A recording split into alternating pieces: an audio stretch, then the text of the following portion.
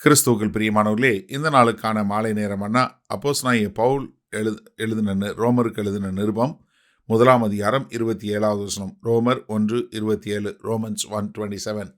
அப்படியே ஆண்களும் பெண்களை சுவாபப்படி அணியாமல் ஒருவர் மேல் ஒருவர் விரக தாபத்தினாலே பொங்கி ஆணோடே ஆண் அவலட்சமானதை நடப்பித்து தங்கள் தப்பிதத்திற்கு தகுதியான பலனை தங்களுக்குள் அடைந்தார்கள்.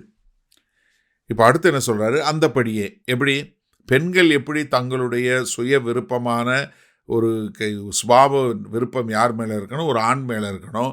அவங்க அதை விட்டுட்டு பெண்களோட போகிறாங்க. அதே மாதிரி ஆண்கள் என்ன பண்ண சுவாபப்படி யாரை அவங்க அனுபவிக்கக்கூடியவங்களாக இருக்கணும்? ஒரு பெண்ணை. ஆனால் அவங்க என்ன பண்ணுறாங்க? கர்த்தரை அறிந்தும் அவரை மகிமைப்படுத்தாமல் ஸ்தோத்தரியாமல் தங்களுடைய இருதயத்தை இருடாக்கி அவங்க என்ன பண்ணுறாங்க? தங்கள் விரக தாபத்தினாலே அந்த ஆசை மோகத்தினால என்ன பண்ணுறாங்க? ஆணோடே ஆண் அவலட்சணமானதை நடப்பித்து என்ன பண்ணுறாங்க? தங்களுக்கு தங்களே இப்படிப்பட்ட காரியங்களை வருவித்துக் கொள்ளுகிறார்கள் என்று சொல்லக்கூடியதா. அப்போஸ்தலனாகிய பவுல் கொரிந்தி சபைக்கு எழுதும்போது 1 கொரிந்தியர் 6வது அதிகாரம் 9வது வசனம் பாருங்க. அநியாயக்காரர் தேவனுடைய ராஜ்யத்தை சுதந்திரிப்பதில்லை என்று அறியீர்களா? வஞ்சிக்கப்படாதிருங்கள். வேசி மார்க்கத்தாரும் விக்கிரக ஆராதனைக்காரரும் விபசாரக்காரரும் சுய புணர்ச்சிக்காரரும் ஆண் புணர்ச்சிக்காரரும் திருடரும் பொருளாசைக்காரரும் வெறியரும் உதாசீனரும் கொள்ளைக்காரரும் தேவனுடைய ராஜ்யத்தை சுதந்திரிப்பதில்லை. அப்போ அவங்களுடைய பலன் என்ன அடைஞ்சாங்க? அவங்க தேவனுடைய ராஜ்யத்தை அடைவதில்லை, தேவனுடைய ராஜ்யத்துக்குள்ளே போவதில்லை.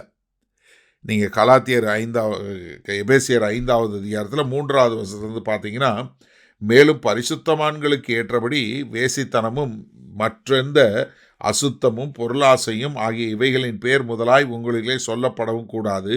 அப்படியே வம்பும் புத்தியீனமான பேச்சும் பரியாசமும் தகாதவைகள் ஸ்தோத்திரம் செய்தலே தகும். விபச்சாரக்காரனாவது அசுத்தனாவது விக்கிரக ஆராதனைக்காரனாகிய பொருளாசைக்காரனாவது தேவனுடைய ராஜ்யமாகிய கிறிஸ்துவின் ராஜ்யத்திலே சுதந்திரம் அடைவதில்லை என்று அறிந்திருக்கிறீர்களே. காரணம் என்ன? அதே எபேசுக்கு எழுதும்போது எபேசியர் 5வது அதிகாரம் 12வது வசனம் சொல்லும்போது என்ன சொல்றாரு? அவர்களால் ஒளிப்பிடத்தில் செய்யப்படும் கிரியைகளை சொல்லுகிறதும் அவலட்சணமாய் இருக்கிறதே. எப்படி அவலட்சணமான காரியங்களை செய்யக்கூடியவர்களா?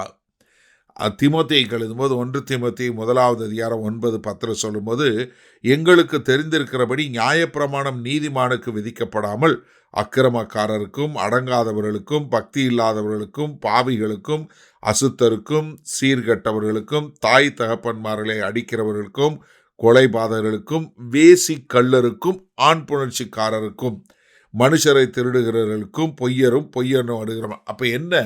முதலாவது இவர்களுக்கு என்ன பலன் கிடைக்கிது? அவங்க நித்திய ஜீவனை அடைய போவதில்லை. ரெண்டாவது, இந்த பூமியில் அவங்களுக்கு என்ன நடக்கிறது?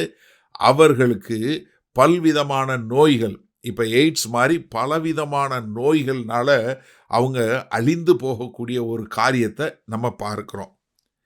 சரி, இந்த நாளில் இந்த வசனத்தை நம்ம எப்படி எடுத்துக்கொள்வது?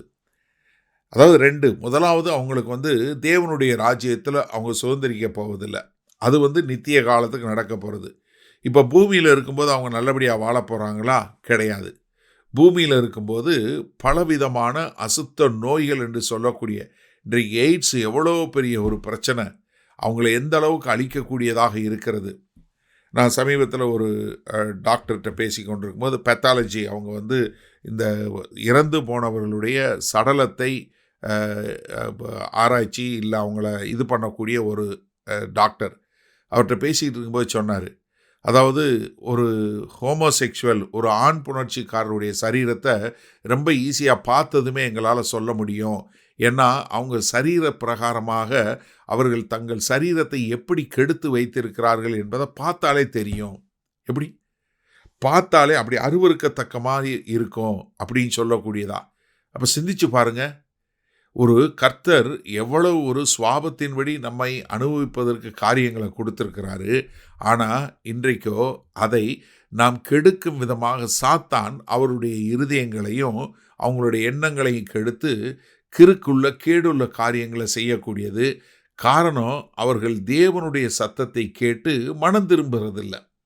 என கர்த்தர் மனம் திரும்புங்கள் என்று சொல்வதையும் கேட்டு அவர்கள் மனம் திரும்பாம தங்களை கெடுத்து கொள்வதனால தான் அவர்களை இப்படிப்பட்ட ஒரு காரியங்களுக்கு கர்த்தர் ஒப்பு கொடுக்கக்கூடிய காரியம். அப்போ எனக்கு அருமையான சகோதரனே சகோதரியே, உங்களுக்கு தெரிஞ்சு யாராவது இப்படிப்பட்ட காரியங்கள் இருந்தால் அவர்களை எச்சரித்து அவர்களும் தேவனை அறிந்து கொண்டு நித்திய ஜீவனை பெற்றுக்கொள்ள நாம் அவர்கள் மேல் அன்பு செலுத்துவோமா?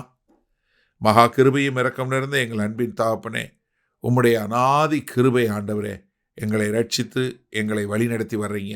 இதை இப்போதும் இந்த செய்தியை கேட்டுக்கொண்டு இருக்கிற ஒவ்வொருவரும் இப்படி தவறான பாதையில் போய் தங்களை அழித்து கொள்ளுகிறவர்களையும் ரட்சிப்புக்குள் வழிநடத்த எங்கள் தேவன் நல்ல ஞானத்தை கொடுக்க வேண்டுமாய் இயேசு கிறிஸ்துவின் மூலம் ஜெபிக்கிறோம் வல்ல பிதாவே, ஆமேன். கர்த்தர் உங்களை ஆசீர்வதிப்பாராக. நாம் நாளை காலை தினசரி தியானத்தில் சந்திப்போம். Good night.